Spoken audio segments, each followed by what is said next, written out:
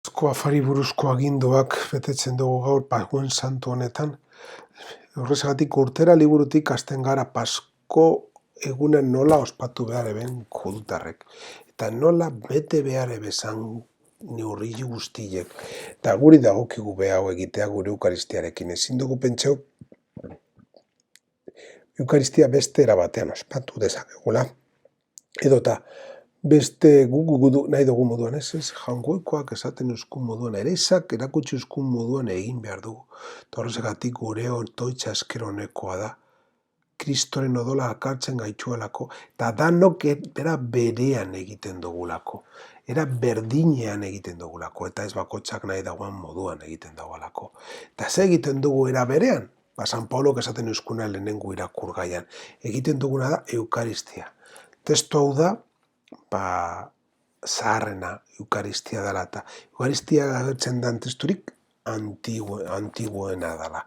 Baina, Eukaristiaren esanahia sakontzeko, evangelio oso esanguratsua dela, oina garbiketarekin.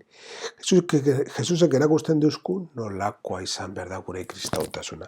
Ez munduaren ikuspuntutik jarraitu, mundu ikuspuntuarekin jarraitu ez, geuri daukigu gure bidean egin eta aurrera. Aurrera erakusteko gure bizitza edo gure eguneroko bizitzetan bizitzara deituta gagozela. Zure seme bakarrak bere burua eriotzara emon aurretik, betiko itunaren sakrifizio barria bitxi utzon eleizari. Haren maitasun agiri dan afari santo ospatzera batu gaituzu arratzalde honetan. Egizu, misterio mundi hau ospatzeak bete gaizala maitasunez eta bizi barriz. Paskoa hirugarren ospakizuna, Paskoaren 3 eguneko ospakizuna hasten da, eta ospakizun bakarra izatea nahi dugu erakutsi. Horrexegatik lehenengo otoitzaren aurrien gauz. Jaungoikoen deialdia gaur arratsaldean ospatzekoa da. Afari gogoangarria bertan Kristok guretzat funtsezkoa dana usten duzkulako. Eukaristia eta gainera kristau izatea besten zerbitzari bihurtzen. Eleizari osoarentzat itun barri dauanaren maitasun odoluntzak eragusten duzkun sakrifizio barria. Kristok egiten dau. Eta beriaterakoa ez dago mailerarik horregaitik, otoitzak amaitu egiten dau. Ospatzen dugunak deitzen gaituen osotasunera eroan gaitzan, eskatzeagaz maitasunaren eta bizitzaren osotasunera. Parte hartu daigula sarri sakramentu honetan. Gure erospena barritzen da, eta jaunaren oparien oroigarri hau ospatzen dugun bakotzean. Baina buruzko otoitzean Kristok duintasunez parte harteko gai izateko eskaeran kokatzen gaitu. Hau da, modu bereziagogan presta gaitezen albada, Eukaristiaren une honetan gertatutako danerako izan. Gure berrerospena egiten dan lekuan, Kristoren eriotza eta berpistearen oroimenezko sakrifizio, dolbakoa, besterik ez da.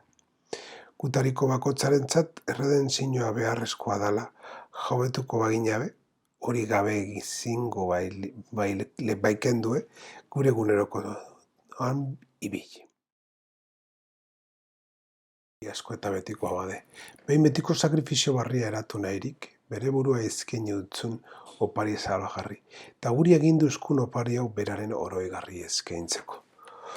Horrelan guretzat ezkeinitako gorputza jatean indarrez betetzen gara, eta guretzat izuritako odola edatean gure pekatuetatik garbitzen. Prefazioen izenburuak Kristoren sakrifizioa eta sakramentua ospatzen ari garanagaitik gidatzen gaitu. Hau da, Eukaristiaren une batzuetan lotuta egon ez daiteken bidimensioak batzen ditu. Sakramentua eta sakrifizioa. Eta hori, ukatzen dauanak, ukatu egiten dau Eukaristiaren esanaia.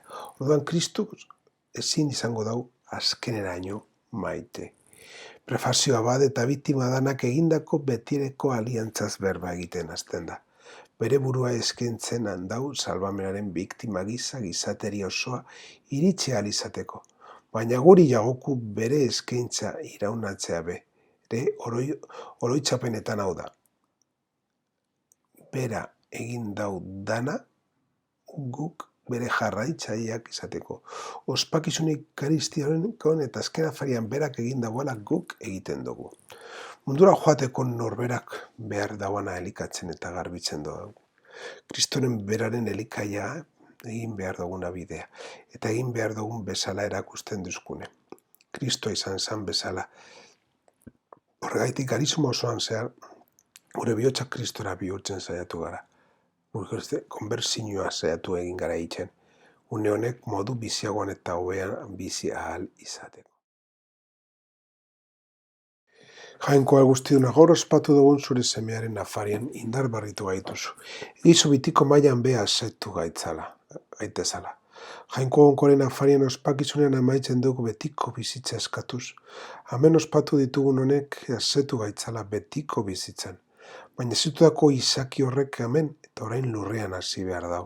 Gure bizitza kristinaoak gardendu egin behar dau guztiok deitzen dugun betierako bizitzaren irreika hori.